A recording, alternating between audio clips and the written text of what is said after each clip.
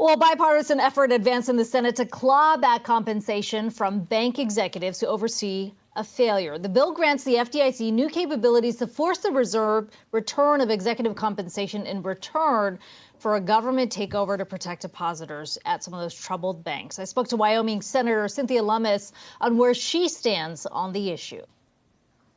I support the bill that the committee just reported out of the Banking Committee. There were 2 no votes, but the committee was otherwise fully supportive of the compromises that were reached yesterday and over the course of the night. So it would provide the 2-year clawback. It would include many amendments from members of the committee who were interested in different approaches. I do think the committee struck on a very fair compromise that incorporated elements of the Warren bill with the committee's work product. What are you looking to tackle here specifically? I'm looking at the wording that calls for allowing regulators to remove senior banking executives who demonstrate misconduct in oversight. How do you just define misconduct here? Well, there are 3 components to what happened with Silicon Valley Bank and some of the other bank failures. One was the failure of the managing directors of the banks to manage their risk.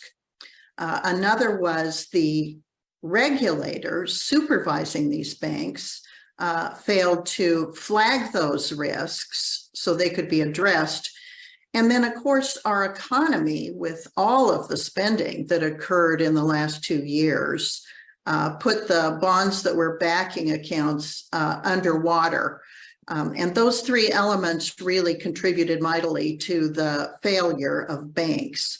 So in this bill, we're mostly addressing the bank employees and directors themselves to make sure that when bank mismanagement or regulatory risks are identified by the regulator, that there can be clawbacks of compensation.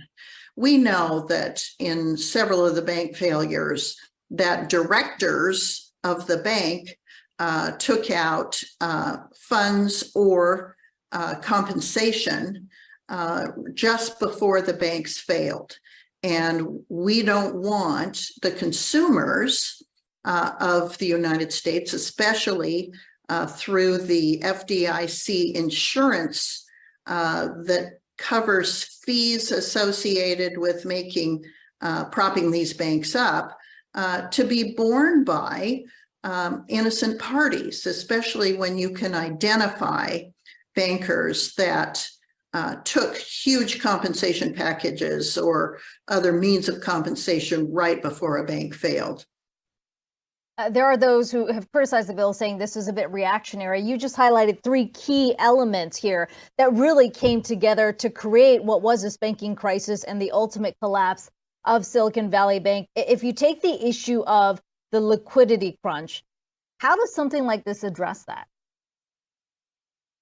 Well, it does not address the liquidity crunch. I guess the question isn't that the bigger issue? Is that something that the Senate should be tackling?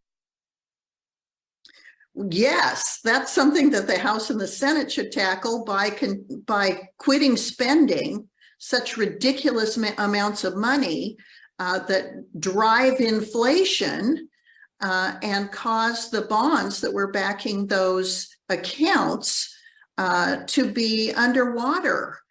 So our overspending as the Congress contributed to this. The other thing, though, is that regulators seem to be asleep at the switch. They weren't adequately flagging the risks. And then when failures looked like they were inevitable, we saw some bank officers and directors enrich themselves and leave their customers and the FDIC insured banks holding the bag. So this piece of legislation is not comprehensive. It doesn't address every component of this. It really only addresses being able to claw back compensation to bank officers and directors if that compensation was taken in excess and close in time to the failure of the bank. You talked about some of the missed red flags, and you've been particularly critical of Fed officials who you say kind of missed the ball here. What more needs to be done on that front, you think, to make sure we don't see a repeat of this again? We need to address that with the Fed, and that will probably come over the months ahead. I tried an amendment and withdrew it that would have included within our dual banking system the regulators who are in a position to know the banks they're regulating, whether it's a state chartered bank or a federally chartered bank, and to have opportunities to be in on the early end of ferreting out bank mismanagement or undue risk taking. For example, SVB had something like more than 80% of its accounts in excess of the $250,000 insured limit, whereas in my state, it's single digits, like 5 or 6% of the accounts are over the $250,000 insured limits. So the part of the problem with the way SVB was administered is there were so many accounts so far in excess of the insured amount that now other banks are going to have their assessments raised to help pay for this. The whole purpose of having limits on insurance to $250,000 per account is so you don't have bank failures that have massive uninsured account amounts that other banks that did not contribute to the failure have to then socialize because of the cost of the assessments. Senator, I do want to ask you about what's been happening in the crypto space while I have you. Obviously, you've been a very vocal supporter of digital assets, creating a regulatory framework. We have seen the SEC take some aggressive action against Binance as well as Coinbase, charging them with operating as an unregistered illegal securities exchange. Has those recent actions, have those increased the urgency for some regulatory framework within Congress? And could we potentially see an updated version of the bill that you introduced last year coming in the weeks ahead? Yes, you will see an updated version of the Lummis-Gillibrand Responsible Financial Innovation Bill. You'll see it in about 2 or 3 weeks. I was hoping you'd see it before the 4th of July, but Ledge Council has had to push it onto the back burner in order to address some issues that are very much on the front burner. But you'll see it soon. It beefs up the consumer protection components of the bill. We're trying to address the illicit use of digital assets. So there's enough personnel and authority to address the illicit use. We're still preserving the Howey test, but finding what we hope are clearer guidelines between what is a commodity and what is a security. We're adding a self-regulatory organization on top when new technologies come along that can have regulators and industry leaders in the room to help figure out how to shepherd them through a regulatory process.